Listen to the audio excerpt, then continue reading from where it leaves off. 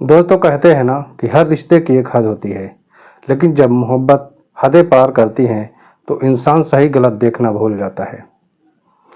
दोस्तों ये कहानी है गुड़िया की, एक सीधी सादी गांव की लड़की जिसकी जिंदगी ऊपर से जितनी सादी दिखती थी अंदर से उतनी ही उलझी हुई थी। दोस्तों गुड़िया की शादी हुई थी बबलू भैया के छोटे भाई सोनू से।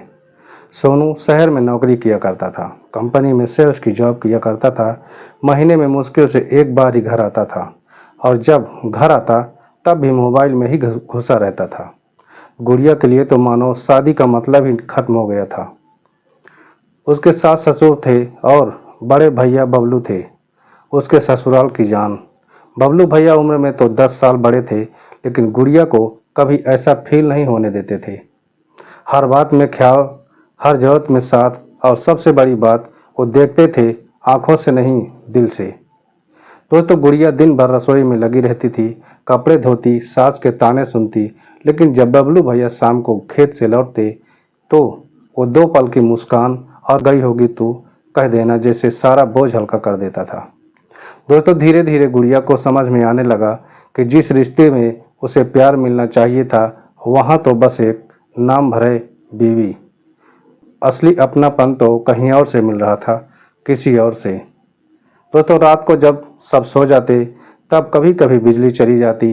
अंधेरे में वो खिड़की पर बैठी होती और सामने आंगन में बबलू भैया बीड़ी पी रहे होते।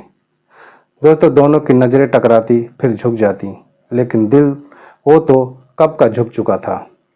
दोस्तों एक रात कुछ ऐसा हुआ जिसने सब कुछ बदल कर रख दिया। नमस्कार दोस्तों, इस नए वीडियो में एक बार फिर से आपका बहुत बहुत स्वागत है। दोस्तों उस रात बिजली नहीं थी और गर्मी भी बहुत थी। गुड़िया आंगन में चटाई बिछा कर लेटी हुई थी और बबलू भैया भी वहीं पास में अपनी चारपाई बिछाए हुए लेटे हुए थे। हवा चल रही थी, लेकिन दिलों में दोनों के तूफान चल रहा था।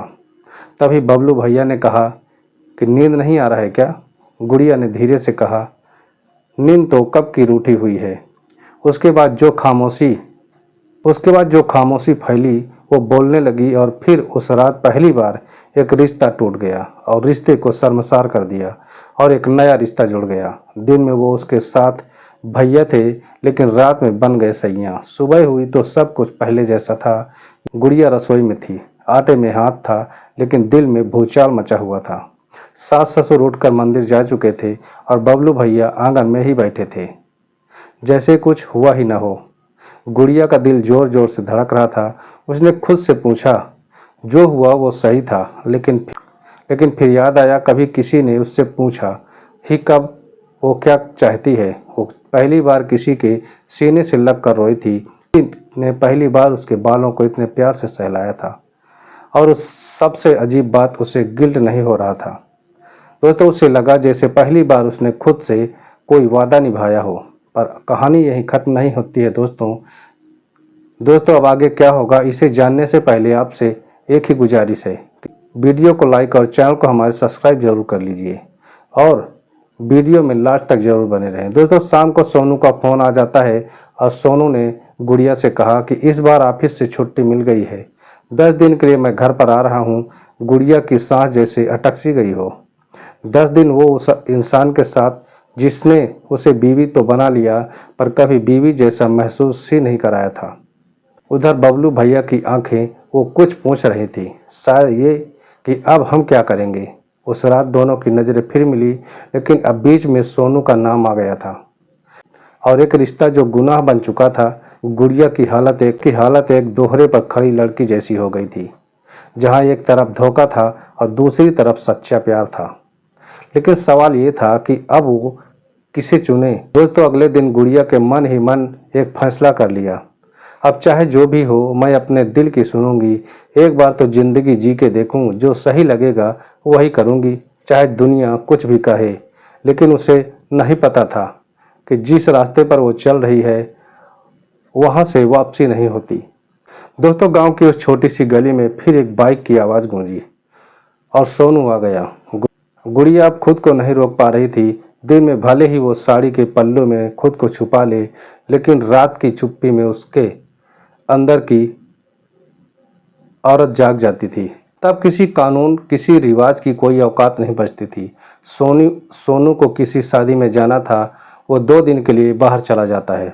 घर में बस 3 लोग थे। घर में बस 3 ही लोग बचे थे, सास, ससुर और वो। और रात होते ही बस 2। गुड़िया ने उस रात हल्का गुलाबी रंग का सूट पहन रखा था, बाल खोल दिए थे और हल्का सा काजल लगा लिया था। आंखों में सिर्फ एक शख्स था जिसका नाम था बबलू भैया। जब वो उनके कमरे के दरवाजे तक पहुंची तो दिल ऐसे धड़क रहा था जैसे चोरी करने के लिए जा रही हो। पर हकीकत ये थी कि वो किसी का प्यार चुराने नहीं, अपना हक लेने आई थी। दोस्तों, दरवाज़ा धीरे से खोला। बबलू भैया किताब पढ़ रहे थे। इतनी रात को, उन्होंने हैरान होकर पूछा। गुड़िया ने जवाब ही नहीं दिया, बस धीरे से दरवाज़ा बंद किया और कमरे के बीचों बीच खड़ी हो गई। आज सिर्फ मैं आपकी हूँ, दिन में जो भी हूँ, लेकिन रात में आपकी पूरी तरह से हूँ। बबलू भैया ने किताब एक तरफ रख दी। उसकी सांसें भारी होने लगी जैसे बरसों की प्यासी ज़मीन। उनकी सांसें भारी होने लगी जैसे बरसों की प्यासी ज़मीन को बारिश छूने लगी हो। वो उठे और गुड़िया के पास आए, धीरे से उसके चेहरे को छुआ। तो जानती है ना, ये रास्ता आसान नहीं है गुड़िया। गुड़िया ने आंखें बंद कर ली और कहा, मुझे अब कोई रास्ता नहीं चाहिए, बस आप चाहिए, सिर्फ आप चाहिए। फिर वो रात एक इबादत बन गई। 2 जिस्म नहीं, 2 रूह एक दूसरे में उतरती चली गई। बबलू भैया की बाहों में वो सुकून था जो न किसी मंदिर में मिलता है, न किसी वचन में मिलता है। गुड़िया के बालों को वो इस तरह से सहला रहे थे जैसे कोई टूटा सपना फिर से जोड़ रहे हों। उसने उनकी छाती पर सिर रखकर पूछा, अगर मैं कहूँ सब छोड़ दूँ तो क्या आप मेरे साथ चलेंगे? बबलू भैया चुप रहे, फिर बोले, अगर तू चल पड़ी तो दुनिया की ताकत भी हमें कभी रोक नहीं सकेगी। दोस्तों, रात ढल रही थी, लेकिन उस रात की गर्मी, उस प्यार की तपिश को और वो सांसों की लड़ियाँ सब उनके जिस्मों में कैद हो गई। जब सुबह हुई तो गुड़िया उठी, साड़ी ठीक की, बाल बांधे और दरवाजे पर खड़ी हो गई। उसकी आंखें चमक रही थी, होठों पर एक हल्की सी मुस्कान थी। और तभी दरवाजे पर किसी ने दस्तक दी। सोनू लौट आया था, कुछ जल्दी, कुछ शक के साथ। सोनू की बाइक की आवाज़ आई, पर इस बार दिल धड़क नहीं रहा था, दिल डर रहा था। तो गुड़िया जल्दी से आंगन में पहुंची, चेहरे पर मुस्कान लाने की कोशिश की, लेकिन आंखों में बबलू भैया की वो रात अब भी जिंदा थी। उसकी चाल में कुछ बदल गया था। उसके अंदर की औरत अब गुलाम नहीं थी, वो प्यार की मलिका बन चुकी थी। सोनू ने आते ही पूछा, तू ठीक है ना?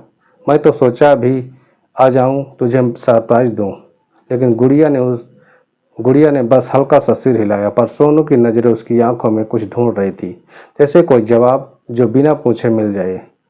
तो शाम को बबलू भैया का चेहरा सख्त था, ना नज़रें मिलाई, ना बातचीत की। शायद वो अब हटना चाहते थे, क्योंकि उन्हें डर था कि कहीं अगला कदम तबाही न लाए। पर मोहब्बत कब डरती है? गुड़िया ने उस रात चुपचाप बबलू और भैया को एक चिट्ठी थमा दी। साड़ी के पल्लू में छुपाकर चिट्ठी में लिखा था, मैं और ज़्यादा नहीं जी सकती, बस इस दोहरे रिश्ते में अगर आप मेरे साथ हैं तो कल रात उसी आम के पेड़ के नीचे आ जाना, वरना समझ जाऊंगी कि अपने भी मुझे बस रातों की चाहत समझ लिया करते थे।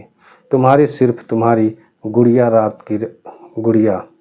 तो रात आई, गांव पूरा सो गया था और गुड़िया चुपचाप निकल पड़ी। आम के पेड़ के नीचे हल्की सी चांदनी रात थी और हवा में रात नाली की खुशबू महक रही थी।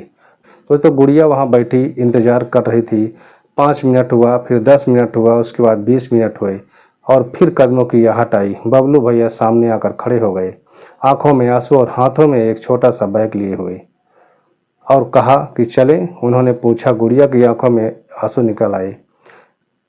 उसने उनका हाथ थाम लिया और दोनों उस रात गांव को, समाज की रिश्तों को, सबको पीछे छोड़कर निकल पड़े, एक नई जिंदगी की तलाश में, जहां न कोई भैया था और न ही किसी की बीवी थी। बस 2 लोग थे, एक दूसरे के लिए बने हुए थे। दोस्तों, ये कहानी सिर्फ हादसा नहीं है, ये एक सबक है, एक आईना है जो हमें सिखाता है, जो हमें दिखाता है कि ज़िंदगी कितनी नाजुक और अनमोल है।